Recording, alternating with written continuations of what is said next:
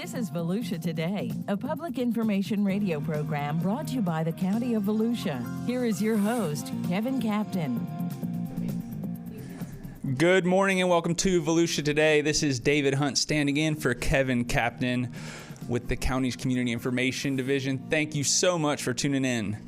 Volusia Today is made possible by our sponsors, the Daytona Beach International Airport, the Ocean Center, Volusia Recycles, and Votran Public Transportation. Joining me today is our marketing specialist, one of our marketing specialists, and our resident social media guru. If anybody knows what's happening in the county, current information, what's going on, it is Heather Belden. She's constantly monitoring the county's over 30 social media outlets, so she really knows what's going on. Heather, what do we need to know going into this weekend? And in general, what are some events and things we can look forward to over the next couple of weeks? Yeah, hey Dave, nice to fill in. Today is a big day in the county. We actually have a really cool event. So we have the Veteran Stand Down as well as Hiring Our Heroes going on at the fairgrounds today. So if you are a veteran, this is such a cool opportunity from 10 a.m. to 4 p.m. today. You can head down to the fairgrounds in the Hester building. They're doing free haircuts, clothing giveaway. They have career resources, like I said, with that Hiring Our Heroes event where you can go and speak with different divisions of Volusia County government. It's an event that we hold often and just a way for us to give back to those veterans of Volusia County. To all those veterans out there, thank you so much for your service. There's still time. If anybody's listening and you know a veteran, maybe send them a text message, give them a call, and just go down and check out and see what's available. You might not be aware. Just the talk about the event, how many resources are going to be available, how many jobs are available. You know, Volusia County has a lot of job opportunities, and we really value veterans, and we really appreciate everything they've done for our country. How about, I know there's more events going on. What else do we got? Speaking of jobs, I mean, and more than welcome to have veterans come out to this event as well, but the Public Works Division is having a job fair as well next Thursday, June 15th, and that is from 10 to 2 in their Northeast Services facility. It's that brand new facility that they just kind of built recently out on 92 International Speedway. So again, Thursday, the Public Works job fair. You can go talk with people from all of our Public Works Division, so if it's ever something you were interested in. I know everyone in this room here works for Volusia County, and we can all attest to how great the benefits are, and you know, we all love what we do. So if you're looking for a job, we got you. And the Public Works Department encompasses multiple divisions. You're looking at coastal, traffic engineering, road and bridge, solid waste, and water utilities. Yeah, so it's not just the person doing the road work on the side of the road you see driving by. It encompasses a lot. So if you don't really know, or you just want to get more information and see what's available, there's a lot of professional positions. You might not know how you could fit into a role and really help the county. And speaking of working for the county, the benefits are amazing. All that's amazing. But when I started working here, the breath of fresh air that I found was the leadership, top to bottom leadership. The managers and directors really looked out for their staff, and really there was an atmosphere where a team was moving forward on a mission and in a direction. Everybody's very competent, and it was just really a breath of fresh air. What are your thoughts on working for the county? Yeah, I mean, I've lived here such a long time. This is where I want to raise my family.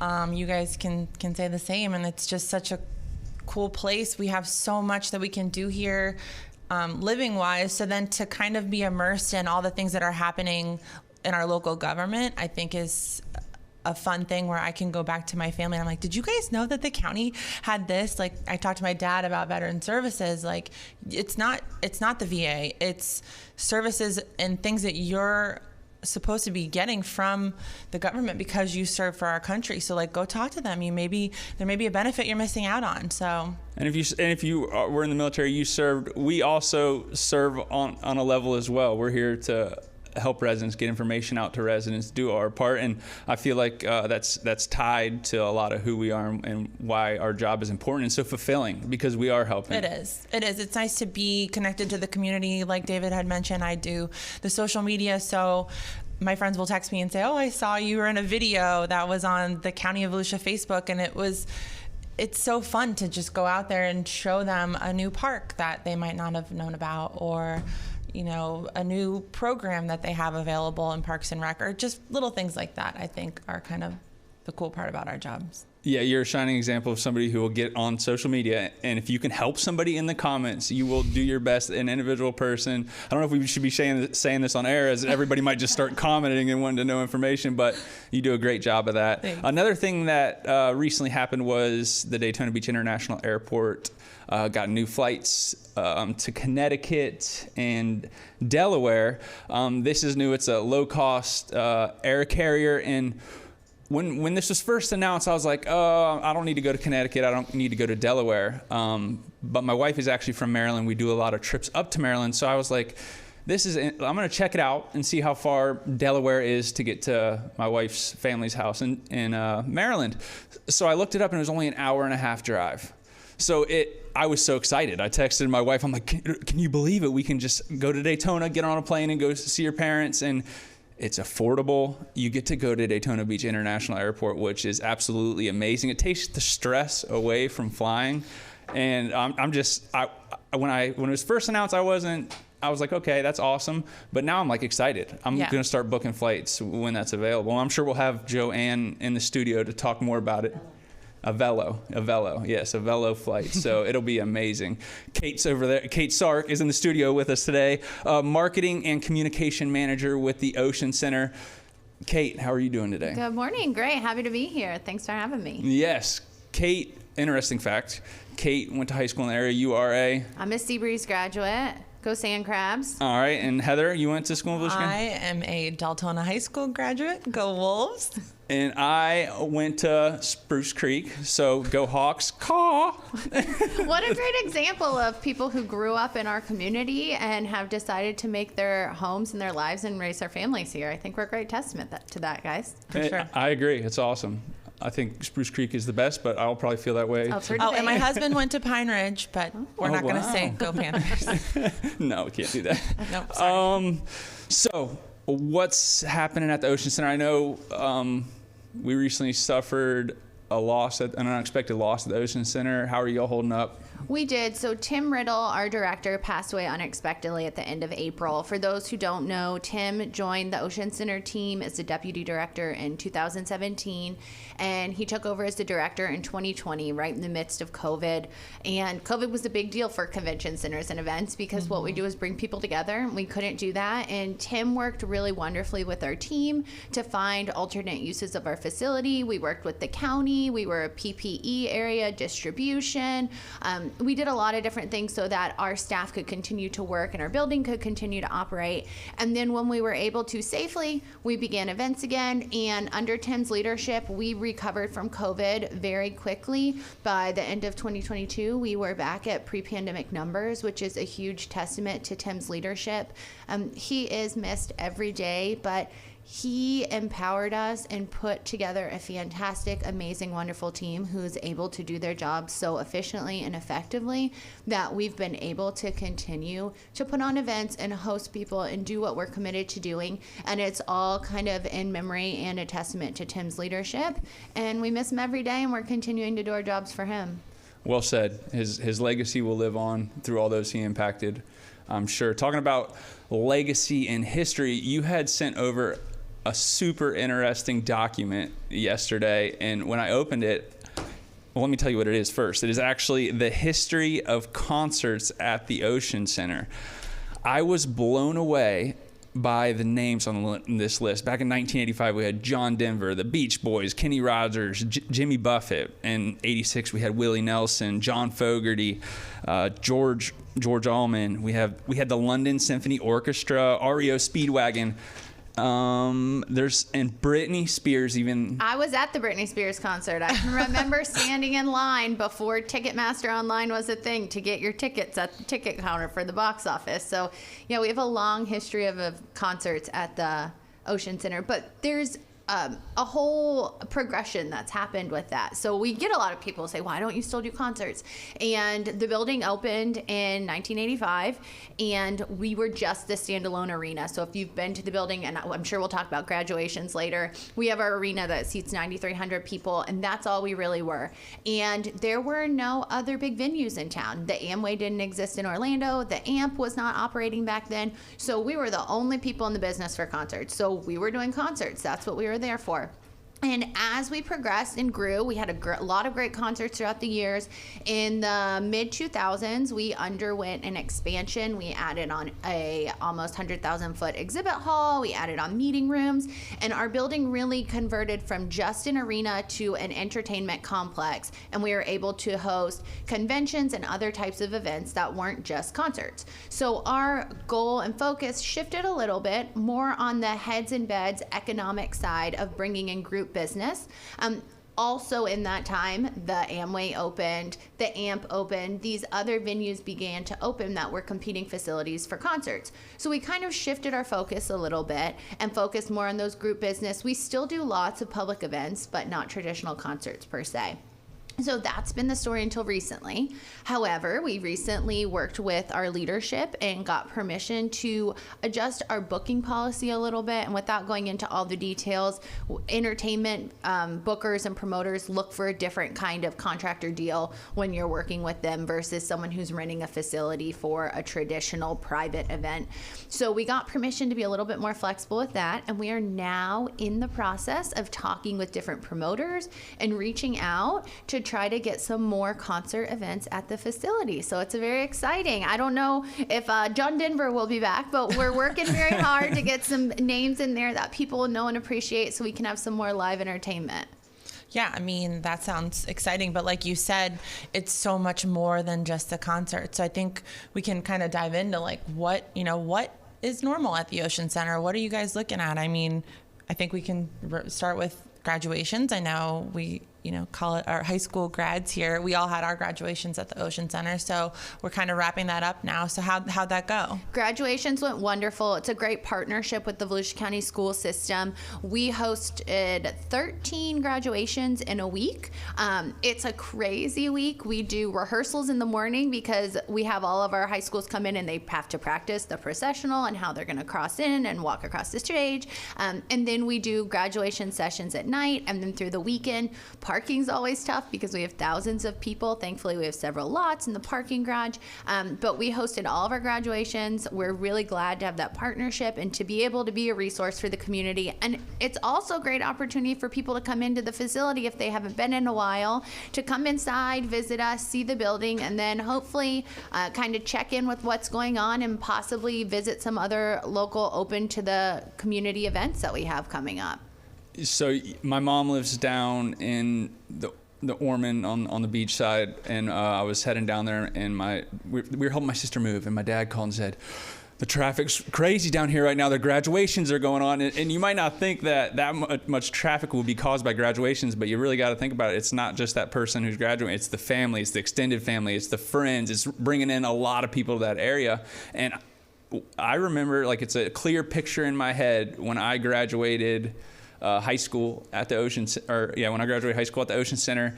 It was a big deal. Just being in that facility, looking around, I just felt important. I was nervous. It just kind of upped the ante on graduation. It made it feel super special. Well, and it's always fun too, being with the staff. There's a lot that goes into it, but there's a part where we kind of put some ropes out and all of the students process from the exhibit hall into the arena in their lines, and you get to watch them all walk by and they're excited. There was a teacher for one of the schools who I think was a 6th grade teacher that was watching her students graduate and crying. I told Heather earlier, I believe it was Deltona, most of the schools play like the traditional processional march as they walk in, and Deltona actually played Sweet Caroline, and it was like you were at a concert. They'd stop the music and you could hear everyone inside and all the students do the bum bum bum. So it was very exciting to watch watch all these kids. We're kind of cool like that. But yeah, it's a really great time, and it's nice to be able to make such an important moment special for all of the students and all of their friends and family celebrating them. Not to mention air conditioned. Right. A lot of high schools do them out on their football fields. Like, and how special we are. It's cold. We put out a lot of AC in that building. What's it set at normally? We adjust it, so when I'm upstairs, I know if we have events going on that I need to bring in a sweater because it's very cold. We usually do the square and round dancers, and they ask the rooms to be like at 65 or something. So if that event's coming in, then bring your mini heater because it's going to be a chilly few days. So we talked a little bit about more public events at the Ocean Center. I saw on social media Cat Williams is coming to Daytona Beach. Yes. Can you tell me a little bit about that event? I thought that was pretty cool. In my mind, he's kind of a bigger star, a comedian, somebody that a lot of people, at least in my generation, know. So it was pretty exciting. I saw it, and comedy's kind of making a comeback as well. Yeah, comedy is a really big deal. If you look on Netflix, all the comedy specials that are coming out. So we are really excited to book Cat Williams. He will be here August 25th, and tickets are available right now on Ticketmaster. You can find them by searching, or if you go to our website, oceancenter.com/events, we've got all of our events on our event calendar, and you can link to it from there. But we're looking forward to having him. There's a lot of different opportunities, different ticket levels for anyone and everyone. And with our arena, we sit 9,300 people, but there's not a bad seat in the house. So good news is you can find a ticket in your price range and be happy wherever you are. We've got great concessions with our Oakview Group catering team. So it's guaranteed to be a fun event. I had a request to ask, will Taylor Swift ever be coming to the Ocean Center? Oh gosh, I don't know if we're quite big enough now, but maybe when she hits her peak and I don't know, maybe 40 years from now. I think she's on a roll for like a private event. Maybe she could do an exclusive. If anyone has an in with Taylor Swift, send them my way and I'll see what I can do for you. What did she sell at Jacksonville Arena? Yeah, I think Tampa I looked at was 75,000 is their capacity, and she'd have 3 nights in a row. So we're not quite there, but maybe someday. Right. All right, we're going to take a quick break and come back and talk more about the Ocean Center. Subscribe to the Volusia County YouTube channel. And hit the bell icon to know what's happening in your hometown. There are so many great places to explore. And things to learn. With over 1,000 videos available right now, the channel offers something for everyone. Let's go! Did you know we have countless features showcasing history, nature, wildlife, and recreation? Subscribe and hit the bell icon. Or that we live stream important county meetings and workshops where leaders make decisions that can impact our everyday lives. Did you subscribe yet? Or that we record our weekly radio show, Volusia Today, where we interview staff from the different divisions and departments across our great county, and they discuss the nitty-gritty of their field and expertise. Go ahead, subscribe. But that's not it. There's more. Subscribe and hit the bell icon and fully explore. Score!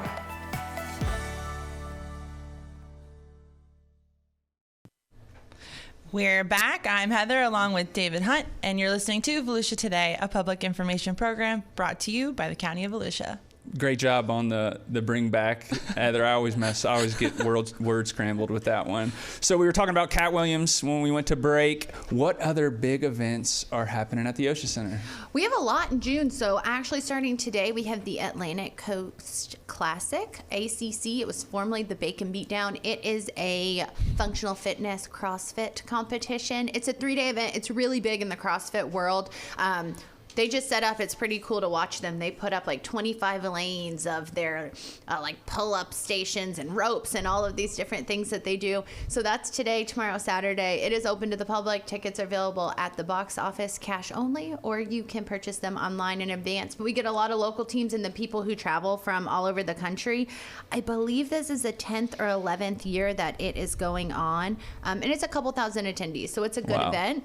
And then next week we have the Florida Truck Driving Championship, which is a little odd, but it's the people who drive the big commercial semis and those kind of trucks. My husband works locally and drives a truck, so I know how difficult it is. And they come in and they have competitions where they have to do like agility courses with their trucks. It is free and open to the public. So it's a little bit different, but it's a neat opportunity to kind of see some people who you usually see on the road, show off some really great skills. And then after that, the week after, we have the CEO Gaming Championships, which is another really large event. E-gaming has become really big. So they come in and they take over the whole building. They set up kind of an exhibitor hall, and then they have all of these screens. They stream live on Twitch, which is a gaming network, and all of these different competitors compete in online video fighting games. And then the last day, they play down to the final two who are named the winner.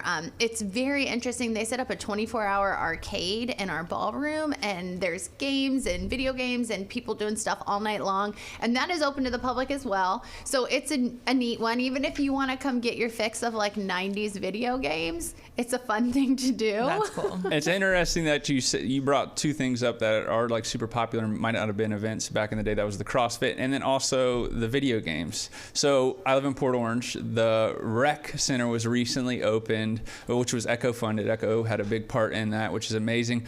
But in that facility, they have an indoor play. I don't know if they need the publicity, or I don't think they probably do, because every time I go in there, it's packed out. But they have an indoor playground. But they also have a room in there that is strictly for gaming. Computers, flashlights, LEDs, and the room is specifically for gaming. And the room is packed out. There's a lot of kids in there. They host competitions for video games. It's wild that's where we're at, and it's kind of exciting to see, and just how it's branching off, and the possibilities are endless for kids to get involved and get involved in something in the community and be able to go to the community center and be able to play video games and compete. It's and really awesome. Go make a living doing it. Right. Yeah, well, and it's something you could do at your house, but all of these people come to this event, they bring their own, I'm not a gamer, but like boards with like their joysticks and like everyone has their own set of equipment. So you watch them and they come like when it's time to compete, they plug in their stuff and they've got their headphones, and it's this whole different world that I don't understand, but is really fun to watch. And there's a whole group of people who are really into it. So we're lucky that they're all coming to our area, and we're able to host kind of something that's up and coming and is becoming so popular. So it's a fun one to watch. And then in my previous life, I was in the volleyball world, and I was booking events at convention centers, these large-scale volleyball tournaments in the convention space. And I know at the Ocean Center, you guys do it in the ballroom and in the convention space. But I don't think people realize like how big sporting is, youth sports are especially, and volleyball being one of them. And you guys have an upcoming one there. We do, yeah. The competitive arts are a huge group of business for the Ocean Center, and Joseph Volleyball Academy, they host 4 events at our facility every year. They're fantastic. And we just booked and signed for our biggest one for the next 4 years. It's called I'm looking at my cheat sheet. Daytona 100. The Daytona 100. I've been Heather's there. on it. It's almost 10,000 people, and then over 3,200 room nights. So it's a huge economic impact for the community. So that we have events like this that may not be open to the public. They're private because it's these teams who are competing and then the families that support them. So our public doesn't necessarily see. But we're bringing in thousands of attendees and generating thousands of room nights, and these people are spending money in our community. And then hopefully they come here for a competition and they say, this is a really cool place. I want to come back to visit on vacation. So we're exposing the area to these people. So it's a really big economic impact as well when we are able to bring these events in.